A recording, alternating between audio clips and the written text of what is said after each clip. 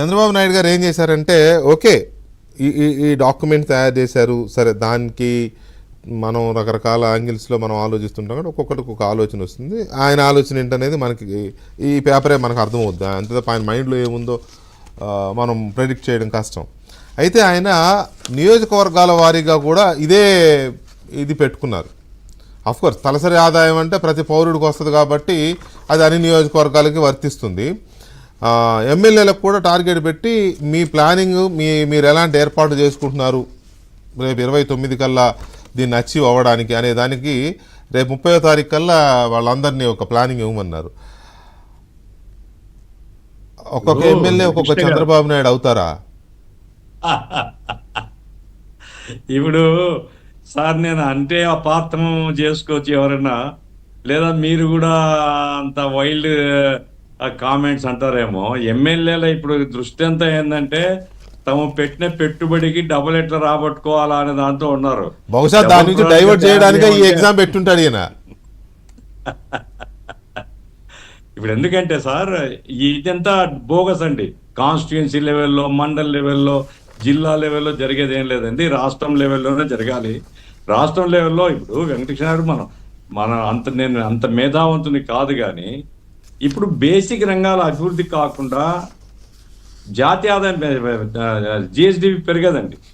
Basic రంగాలు వాళ్ళు చెప్పిన పద్ధతిలోనే ఇండస్ట్రియలైజేషన్. సార్ ఇప్పుడు ఆర్సీ మిత్తల్ది ఒక ఇండస్ట్రీ పెట్టాలని అనకాపల్లిలో ప్రయత్నం చేస్తున్నారు. Okay, very good.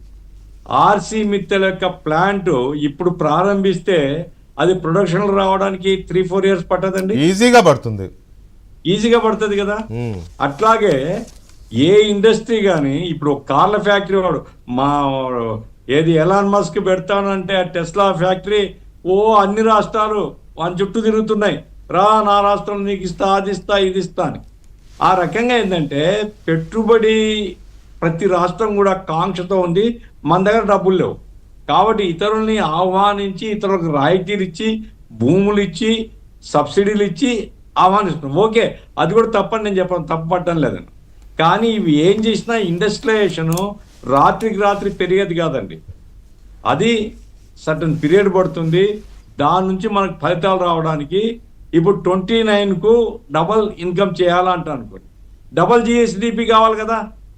Double GSDP కావడానికి మరి తక్షణమైనటువంటి ప్రణాళిక ఏముంది?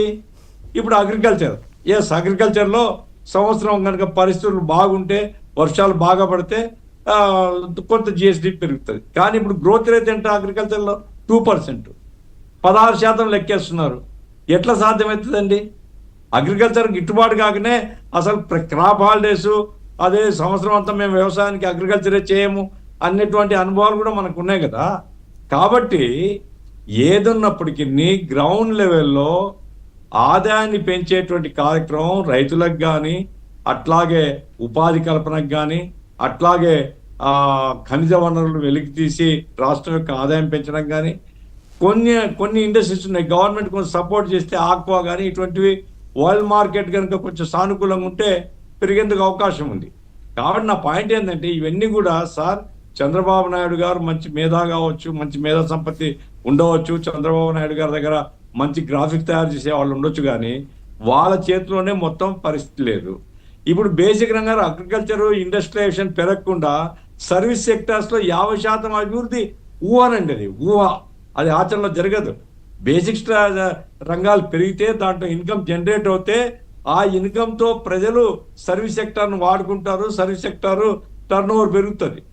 ఇప్పుడు హోటల్ నడవడం లేదు సార్, లాడ్జ్లు నడవడం లేదు, రియల్ ఎస్టేట్ మూతపడుతుంది. ఈ రకమైనటువంటి పరిస్థితి రాష్ట్రంలో కనపడుతుంది. ఇదంతా రీజనరేట్ కావాలి, ఆ రకంగా ఆదాయం పెరగాలి, దానికి తగిన పీరియడ్ కావాలి. మీరు జిఎస్డిపి పెరగడమే కాదు, ప్రజల తలసరి ఆదాయం పెరగాలి. ఇవన్నీ గమనంలో పెట్టుకోకుండా ఇప్పుడు రామాంజలి గారు ఒక మాట ఉన్నారండి, గవర్నమెంట్ పంచేది ఆదాయం. తప్పండి. గవర్నమెంట్ ఇచ్చేటువంటి సబ్సిడీ కానీ, గవర్నమెంట్ ఇచ్చేటువంటి పెన్షన్ కానీ, లేదా నిరుద్యోగ ఆదాయం కాదండి.